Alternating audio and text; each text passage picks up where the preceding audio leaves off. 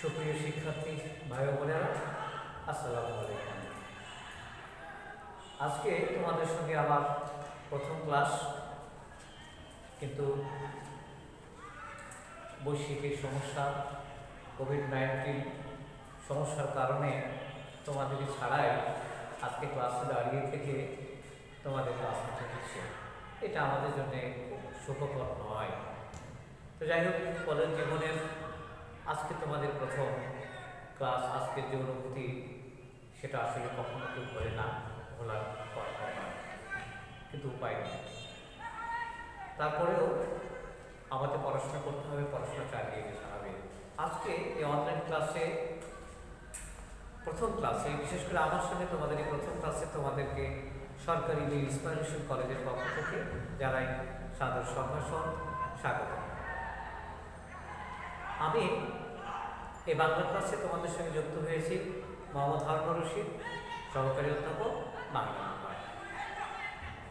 আজকে আমি তোমাদের যে বিষয়টা নিয়ে আলোচনা করতে চাই সেটা হলো তোমাদের একটা কবিতা, টিউশনের প্রতি মেঘনা। আমরা এই কবিতা নিয়ে আজকে কথা বলবো। তার পূর্বে একটু কথা আমাকে বলতেই হচ্ছে। এই অবসরে তোমরা অবশ্যই বাড়িতে পড়াশোনা করবে। যেহেতু কলেজে আসতে পারছো না, আমরা তোমাদের যতটুকু সম্ভব সহযোগিতা করেই যাব। প্রয়োজনে তোমরা আমাদের সঙ্গে যোগাযোগ করবে, কিন্তু পড়াশোনা বন্ধ করা যাবে না। আমরা চাই মহান আল্লাহ তাআলা আমাদের এই বিপদ থেকে যেন অতি সত্বর আমাদেরকে মুক্তি দেন। আমি তোমাদের বলে রাখতে চাই, আমাদের যুগ বুদ্ধির যুগ, আমাদের যুগ প্রগতির যুগ, আমাদের যুগ যান্ত্রিক সভ্যতার যুগ বলা যেতে পারে। প্রকৃত অর্থে আমি যা বলতে চাচ্ছি তার সার কথা হলো যে প্রত্যেকটা বিষয়কে বুদ্ধি দিয়ে, যুক্তিকে পরিশীলিত করে তারপর সিদ্ধান্ত গ্রহণ করা আমাদের উচিত। এই বয়সটা আবেগী যুগ, আবেগ দিয়ে নয়, প্রত্যেকটা সিদ্ধান্তকেই আমরা বুদ্ধি দিয়ে পরিশীলিত করে নেব, তারপর আমরা সিদ্ধান্ত নেব। আমরা যেন এই বিষয়টা ভুল না করি। তো যাই হোক শিক্ষার্থীবৃন্দ, আজকে তোমরা সামনে থাকলে আমরা অন্তত তোমাদের পরিচয়টা জানতে পারতাম, তোমাদের সঙ্গে কথা বলতে পারতাম, মত বিনিময় করতে পারতাম, তোমাদের সুবিধা অসুবিধাগুলো আমরা জানতে পারতাম, তোমাদের অনুভূতিগুলো আমাদের জানা হতো। তা আজকে কোনো উপায় নেই। আজকে শুধু আমরা বলে যাব, তোমাদের শুনতে হবে। তার কথা নয়, আমরা চেষ্টা করব পড়াশোনার বিষয়টাকে তোমাদেরকে যতটুকু সম্ভব সহযোগিতা করার। তো যাই হোক, নতুন শিক্ষাবর্ষে নতুন বইয়ের গন্ধ নিশ্চয়ই তোমরা পেয়েছ। সেই আলোকে বলতে চাচ্ছি যে তোমাদের বাংলা প্রথম পত্রের প্রথম যে কবিতাটা দেওয়া আছে সেই কবিতাটা নিয়ে একটু কথা বলবো আজকে। তো আজকে তোমাদের সঙ্গে আমার আলোচ্য বিষয় যে বিষয়টা নিয়ে সেটা হলো রিভিশনের প্রতি মেঘনাদ, মাইকেল মধুসূদন দত্তের।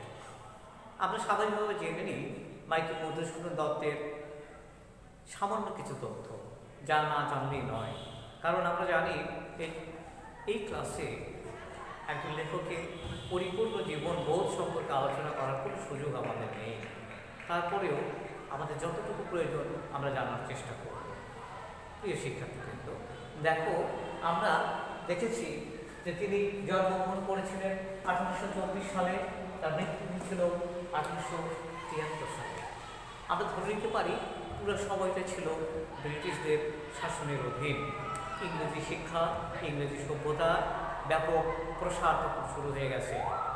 কলকাতা শিক্ষানগরী হিসেবে প্রতিষ্ঠা লাভ করেছে এবং মনে করা হতো ইংরেজদের মাধ্যমে ইংরেজি শিক্ষায় শিক্ষিত হতে না পারলে জীবনটাই যেন বৃথা হয়ে যাবে। এই বোধ থেকে তখনকার দিনে যে মানুষগুলো সম্ভব ছিল তারা কলকাতায় ছুটে যেতেন শিক্ষা গ্রহণ করতে। আমরা দেখেছি ঠিক তেমনি মাইকেল মধুসূদন দত্তকে পাঠানো হয়েছিল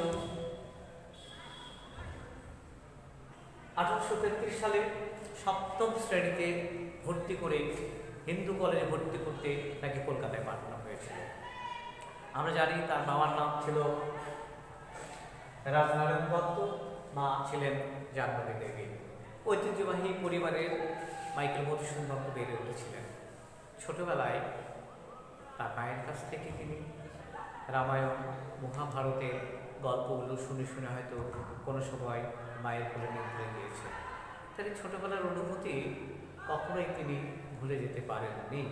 তার জীবনের অনেক চড়াই উতরাই পেরিয়ে আসার পরেও তিনি আবার ফিরে এসেছেন এই বাংলায়, আবার ফিরে এসেছেন এই ভাষায়, আবার ফিরে এসেছেন তার এই মায়ের মাটির কোলে। আমরা দেখে নিই 1833 সালে সপ্তম শ্রেণীতে ভর্তি হন থেকে ইংরেজদের সাথে মিশতে গিয়ে তার জীবনের উচ্চাকাঙ্ক্ষা এতটাই তীব্রতা লাভ করে যে তিনি ভেবেই নিয়েছেন তিনি একজন বড় মহান লেখক হবেন, মহৎ লেখক হবেন। তিনি হোমার, বায়রন, ইলিয়াডের মতো মহৎ লেখক হয়ে নিজেকে আত্মপ্রকাশ করবেন। তিনি হয়তো ভেবেই নিয়েছেন যে এই বড় লেখক হতে গেলে তাকে অবশ্যই ইংরেজি শিখতে হবে, ইংরেজি সংস্পর্শে আসতে হবে, যা বাংলা ভাষায় আদৌ সম্ভব নয়। হয়তো তার সঙ্গে আরও অনেক কিছু যুক্ত। তো যাই হোক, তিনি 1843 খ্রিস্টাব্দে তিনি খ্রিস্ট ধর্ম গ্রহণ করলেন। যখন তিনি খ্রিস্ট ধর্ম গ্রহণ করলেন তখন সম্ভবতই হিন্দু কলেজ থেকে তাকে চলে যেতে হয়। তিনি ভর্তি হন, তিনি বিশপস কলেজে ভর্তি হন এবং তার বাড়ি থেকে তার সমস্ত খরচ দেওয়াটা বন্ধ হয়ে যায়। তিনি ছাত্র অবস্থায় ইংরেজিতে কবিতা লিখতেন। তার সেই কবিতাগুলো যখন ইংরেজি পত্রিকায় প্রকাশিত হতো, সে থেকে তার মনের ভিতরে গভীর বাসনা জেগেছিল যে তিনি নিশ্চিত একজন বড় লেখক হবেন। তো যাই হোক, তিনি আর যাই করেন, বাংলা সাহিত্যকে তিনি যেভাবে উজ্জ্বল করে গেছেন, যেভাবে প্রতিষ্ঠা দান করে গেছেন, তার এই অবদানকে আমরা কীভাবে বলি।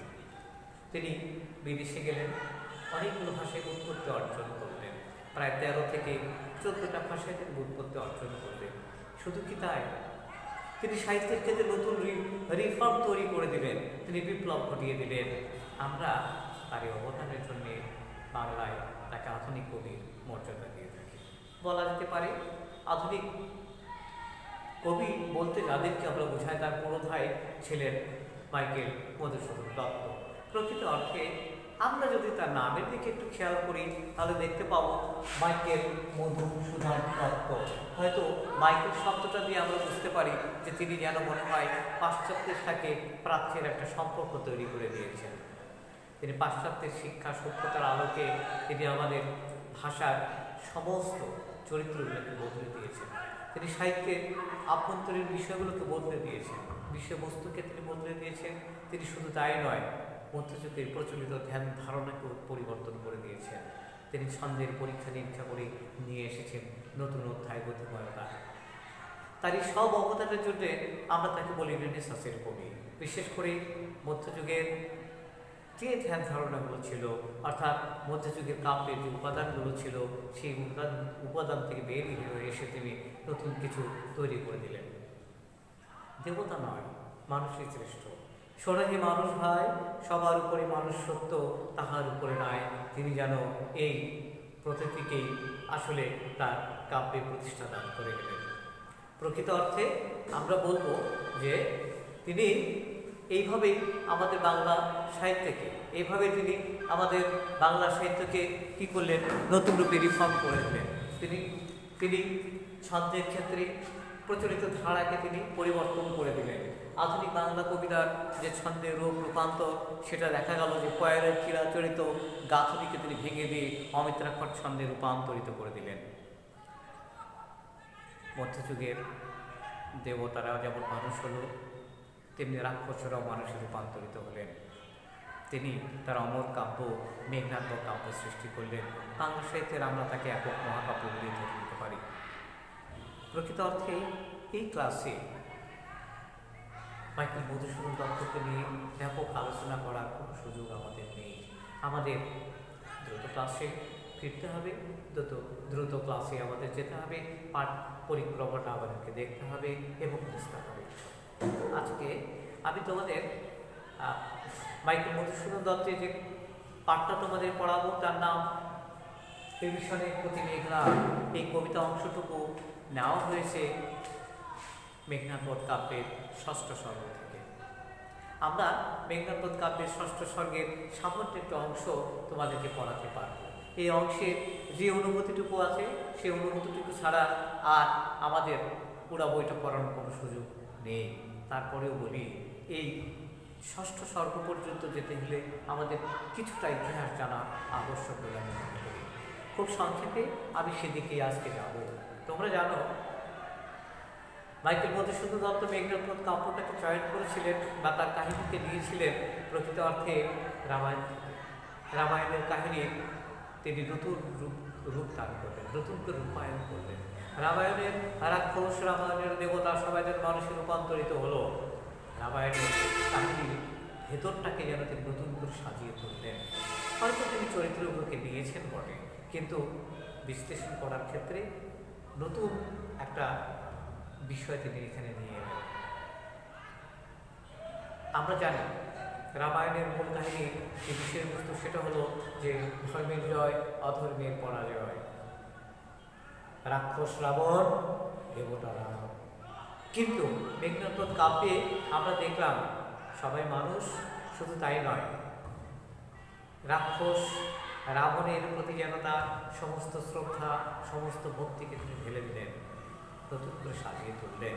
আদর্শ পিতা, আদর্শ স্বামী, আদর্শ প্রজা হিতৈষী, আদর্শ দেশপ্রেমিক হিসাবে তিনি তাকে প্রতিষ্ঠা দান করলেন। আমরা কাহিনীর বিশ্লেষণে দেখতে পাই, সীতাকে হরণ করার অপরাধে রাম এবং লক্ষ্মণ এসে পৌঁছে গেছে লঙ্কাপুরীতে। তারা সীতাকে উদ্ধার করবে। আর সীতাকে হরণ করার অপরাধে বিভীষণ, রাবণের ছোট ভাই বিভীষণ সপক্ষ ত্যাগ করে যোগ দিয়েছে রামের সঙ্গে। এইভাবে কাহিনীর সূত্রপাত। প্রকৃত অর্থে আমরা যদি দেখি যে এই যুদ্ধে যে সময় যুদ্ধটা সংঘটিত হয়েছিল সে সময় দেখা যায় রাবণের, আমরা এই বিষয়টাকে একটু বিশ্লেষণ করার ক্ষেত্রে আমাদের আর একটু এগিয়ে যেতে হবে। মূলত আজকে হয়তো কাহিনীর ভিতরে প্রবেশ করা আদৌ সম্ভব হবে কিনা, আজকে শুধুমাত্র তোমাদের একটা বিষয় আমি জানিয়ে দেবো, ভাগ করে দেবো। তবে এই কাহিনীটা বোঝার ক্ষেত্রে আমাদের একটু সহযোগিতা হবে। আমরা একটু বোর্ডের দিকে লক্ষ্য করব। যেমন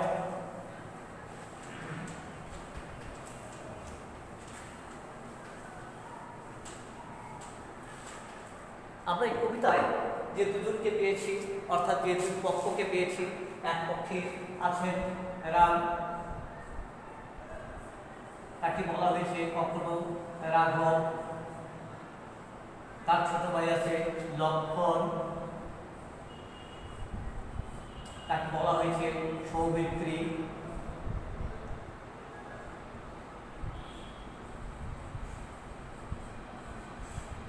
তার সঙ্গে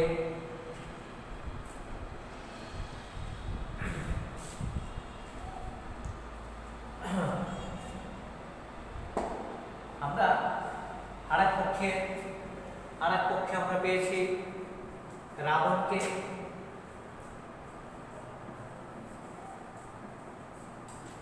তার ছোট ভাই কুম্ভকর্ণ, আরেক ভাই বিভীষণ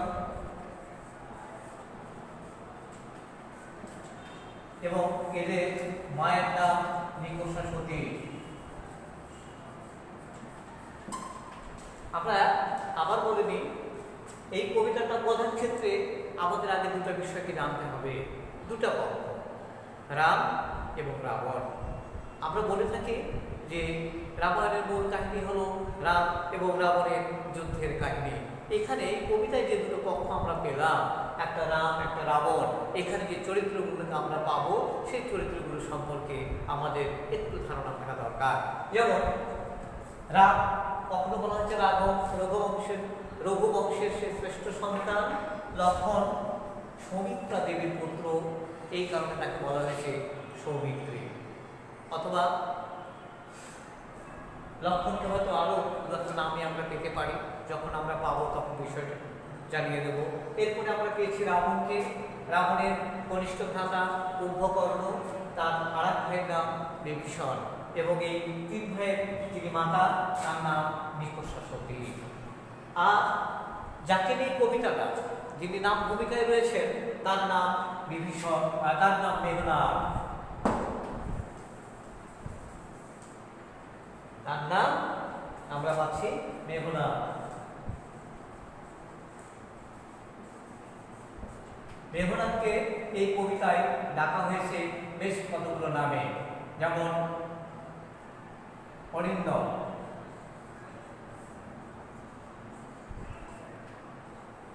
বাসক বিজয়ী,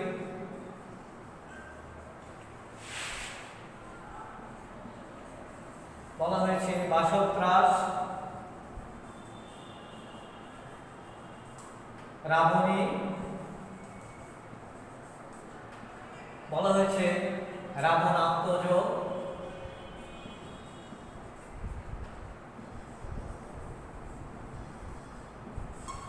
বীরেন্দ্র বলি,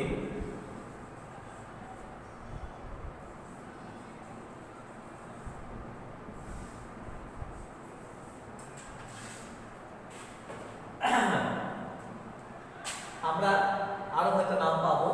মেঘনাদ শব্দের অর্থ হলো যে মেঘের আড়াল থেকে যুদ্ধ করতে পারে, তাই তার নাম মেঘনাদ। অরিকে দমন করতে পারে, শত্রুকে সে দমন করেছিল বলে এই জন্য তার নাম অরিন্দম। সে সর্বলোক জয় করেছিল, তাই তার নাম বাসক বিজয়ী। স্বর্গীয় দেবতারা প্রকৃত অর্থে তাকে ভয় পেত, এই জন্য তাকে উপাধি দেওয়া হয়েছে বাসত্রাস। রাবণের সন্তান, তাই তার নাম রাবণী। আবার রাবণের আত্মা থেকে জাত হয়েছে, এই জন্য তাকে বলা হয় রাবণ আত্মজ। বীরেন্দ্র বলি, সে বীরের মতো শক্তিশালী, সে প্রকৃত অর্থে একজন বীর, তাই তার উপাধি বীরেন্দ্র বলি। আমরা এই বিভিন্ন নামে সম্ভাষণ করতে দেখব এই কবিতায়। মধুসূদন তাকে অনেক নামে এই কবিতায় সম্ভাষণ করে দিয়েছেন। আমরা আজকে পার্ট 1-এ মধুসূদন কবিতার ভিতরে যে বিষয়গুলো, এগুলো আমরা আজকে জানার চেষ্টা করলাম। আগামীতে আশা করি আগামী ক্লাসে এই কবিতার আভ্যন্তরীণ বিষয় নিয়ে তোমাদের সঙ্গে আমার কথা হবে। আজকে এ পর্যন্তই। তোমরা ভালো থাকো, সুস্থ থাকো, নিরাপদে থাকো। আল্লাহ হাফেজ।